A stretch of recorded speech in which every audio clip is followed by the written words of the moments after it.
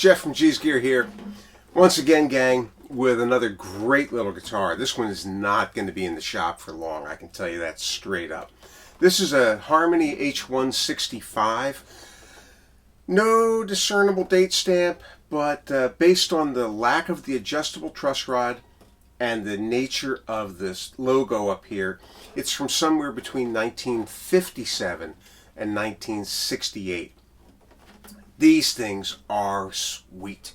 These are addictive. It's solid mahogany everywhere. Honduran quarter sawn mahogany, top, sides, back, neck. Brazilian rosewood fretboard, Brazilian rosewood bridge. They have got a sound that's all their own. I mean, these were guitars that were designed in the 1940s, and they were meant to capitalize on the popularity of the all mahogany Martin guitars. Harmony working out of Chicago, trying to hone in on that market. What they arrived at, it went through a couple of permutations. The 165 originally was more of a figure eight shaped guitar, but in the 50s it settled into this sort of a triple O size. It's a 15.5 inch, 15.5 inch lower bout, which is about a half-inch bigger, I think, than the Martins. They project beautifully, ladder braced. Some guys convert these to X bracing. The jury's out. The ladder brace guitars have a sound all their own that is really, really great. We brought this one in. It needed a full neck reset, so it got that. Neck was taken off. Heel of the profile of the heel was adjusted, was shimmed, put back together. A new bleached bone saddle went in. They're the original tuners, which we took off, cleaned, lubricated, so they're ready to go. The frets were crowned, leveled. The fretboard was dressed with lemon oil, as was the bridge. The pickguard was reattached. This was floating around loose when we got it. They often are. And then other than that, everything else is original on this instrument. It's got very few nicks and dings. There are a couple lacquer touch-ups around the guitar that will show up in the photographs on the website. There are no cracks, no splits, no open seams. It's set up with Diodario silk and steel strings, and I think this is the way to go on these guitars. I've tried them a number of different ways. I've had the Monel strings on. I've had phosphor bronze strings on, which is what I use on my Gibson J100 and 200, my Loudon.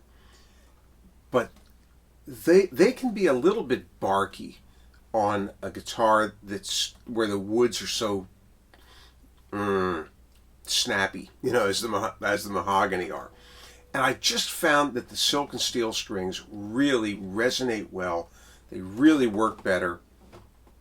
The action on this is really, really sweet.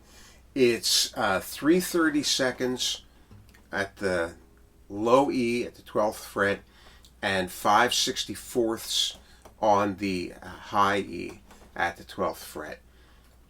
You could bring it down a little bit further if you want to try it, but I'd be reluctant to do so with the silk and steel strings. They are somewhat lower tension, and if it's a lower tension, you're going to get more vibration, more arc in the vibration of the string, and it could slap and make some noise on the frets. But it's just a really wonderful guitar. Wonderful guitar. We'll try something with a flat pick here so you have the sound of it that way.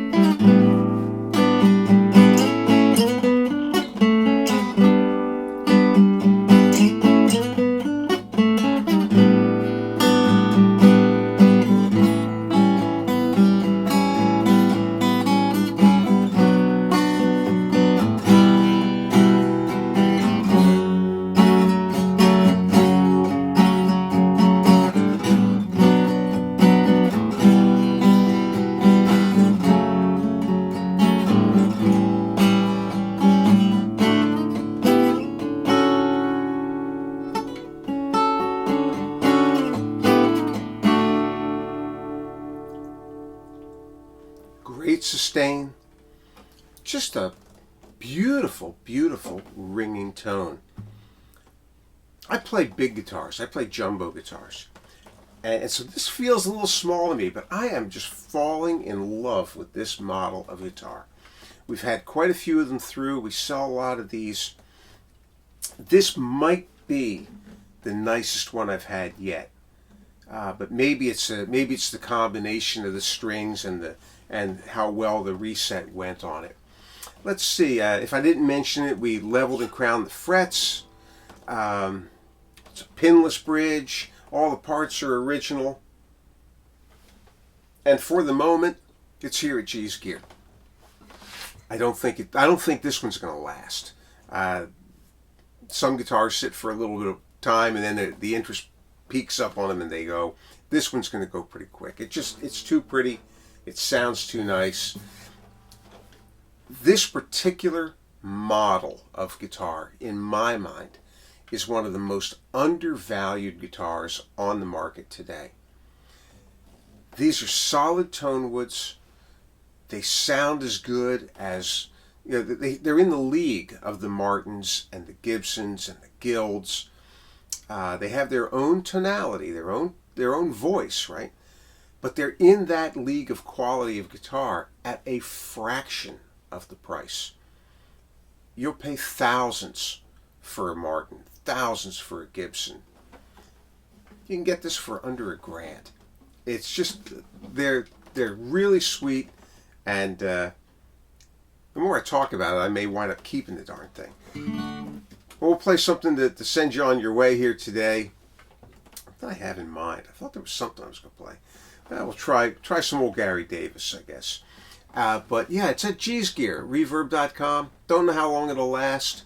But there's always cool stuff there at the shop.